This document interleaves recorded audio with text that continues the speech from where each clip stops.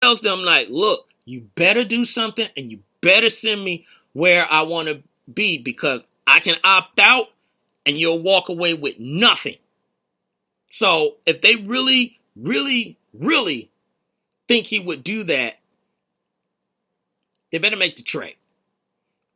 But they don't need to be in a rush. This is kind of not like the Paul George thing.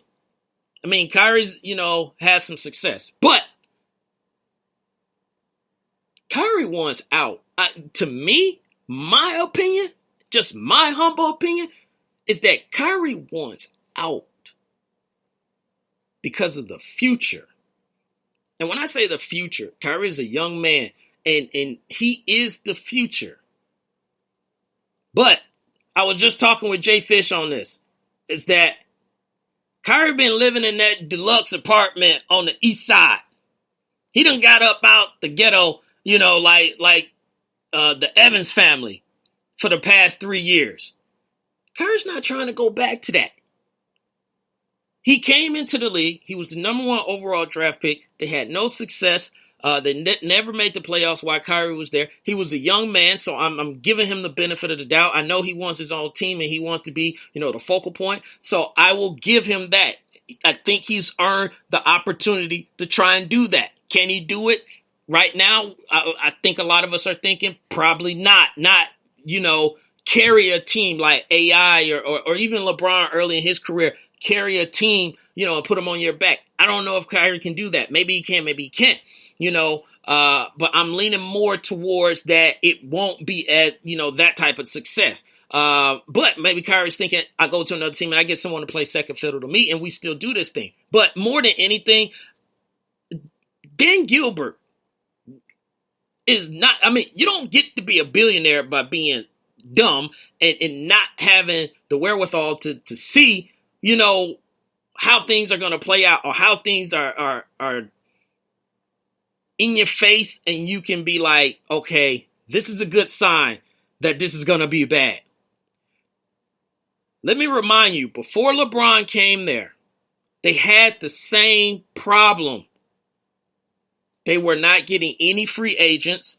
At that point, yes, Kyrie was young, but it seems like no one wanted to come to Cleveland to try and even team up with Kyrie. Maybe they didn't, know how much of the truth Kyrie was, but also, there have been talks about how life was before LeBron got there with all the different coaches. He might have got into it not got into it, but, had disagreements with maybe what Dan Gilbert was doing. And he's not trying to go back to that. That's what this is all about.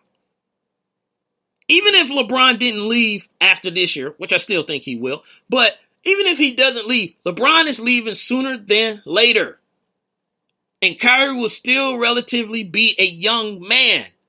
He is not trying to have LeBron leave. And now we got a situation where we're back to the old Cleveland. We're back to the Cleveland that can't get anybody. We're back to the Cleveland where we don't make the playoff. We're back to the Cleveland where nobody comes to the games. We're back to the Cleveland that everyone be like, see, I told y'all that's what they are. Kyrie's not trying to deal with that. He don't want to deal with that. He already dealt with that. He already know what that feels like. He already know what that tastes like. But he also knows what that good side tastes like. That championship tastes like. That being in the playoffs tastes like. That's what this is about. Part of it, yeah, it probably is LeBron. I'm sure LeBron probably gets on his nerves at times. LeBron looked like the kind of guy that, he commands the room and all this stuff, and he used to being in charge or whatever, and then someone, tries to come along or, maybe, hey, let me, stand next to you, and maybe LeBron like, nah, I got this. I got this. Don't worry about it. I got this, and Kyrie was just like, yo, I want some of my shine. So, hey, there's nothing wrong with that. Just know what you're getting yourself into. Now, he could go to another team. If he goes to San Antonio or something like that, New York. Here's what I think. If he went to New York, I seriously think that Kyrie probably could get another big name free agent to go to New York. I think with the city, with Porzingis, and the fact that Phil Jackson is gone, I think New York will have a chance at that. But the big problem with that is that New York doesn't have any trading pieces, because the only person that they're going to want, they're not going to trade Kyrie for Carmelo. So get that out the way. The only person that they're going to want Porzingis. So that's the roadblock that New York has. Chief talking about Kyrie want to go home. He missed Jersey. That could be very well true. If Kyrie Irving goes to New York, I'm telling you, I mean, the city would be. I can't even describe like how the city would be. Now, Porzingis probably be mad because now he's playing second fiddle.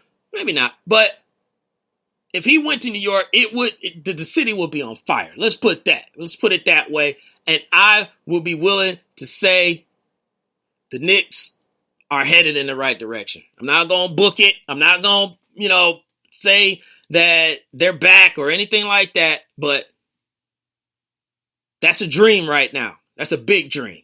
Grego said Kyrie wanted to wear huge belt buckle, cowboy hats, and Spurs going to San Antonio. So,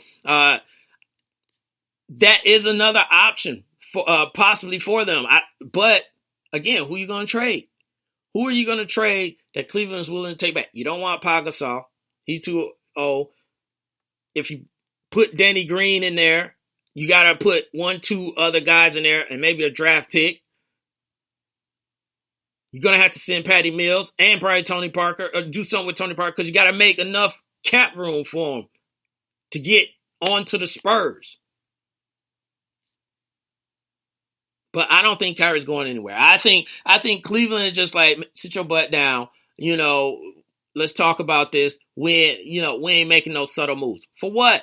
For what? They know they are on borrowed time. So why would you cut that short? That's what I'm saying. Again, just a regular guy talking about sports. But why would you send Kyrie Irving away? That means Derrick Rose will be starting. You're not going to get that production. You're not going to get that threat. You're not going to get that closeout. I mean, Derrick Rose cannot pull up like Kyrie does. I mean, he be pulling up. You're not getting that out of Derrick Rose. You're not even getting that out of Lopan. So, I think Kyrie Irving is just seeing the writing on the wall, seeing where this is going, and it's just like, yo, it's time for me to roll. It's time for me to get on up out of here. It's been real. I enjoyed my time. I enjoyed, everything I did with y'all. Cool.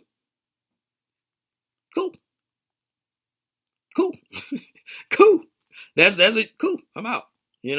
So we'll see in the next. I would say training camp is going to start September, and we're almost in August. In the next 4 to 5 weeks, we're going to find out what is going to happen with Kyrie Irving. There will be a decision made. I'm putting that in the air right now.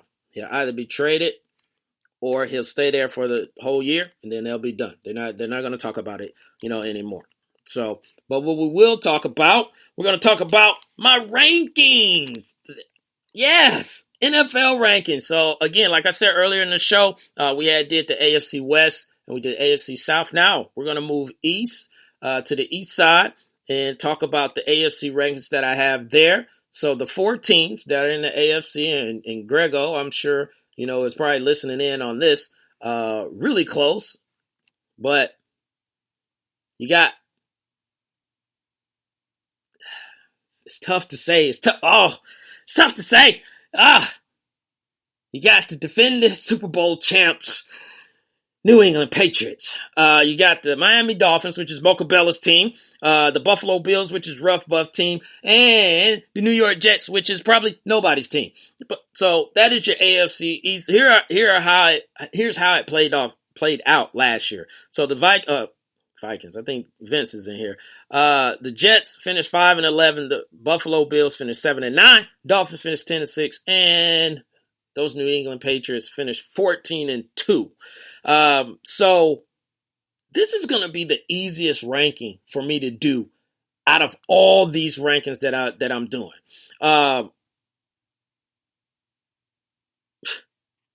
So we'll just shoot through them. We'll just shoot. I won't bore you, with it. But the Jets. Here's the thing with the Jets. I got them finishing fourth. No surprise there. I mean, Brandon Marshall is gone. Eric Decker is gone. Your QB situation is up in the air. You got Josh McCown, which is pretty much known as the bridge quarterback, or he comes in and he gives, Josh McCown is not a horrible quarterback or anything like that, but he's been on multiple teams. So he's a guy that comes in, try to give the team some stability, and some veteran leadership. And that's what he will do, but it won't be any, success to playoffs or anything like that. We already know they're not going to win the division. So they do have a defense, to a certain degree. They finished 11th last year. So, but if you can't produce anything on offense, then you putting so much pressure on your defense to hold up for 60 minutes, in a game. That's a lot to ask a defense to do. And your offense, you got Matt Forte, but Matt Forte is a year older. So let's just be real. Father Time is catching up with Matt Forte. We'll see how much he has left in the tank. Not a knock on Matt Forte. It happens to everybody. So,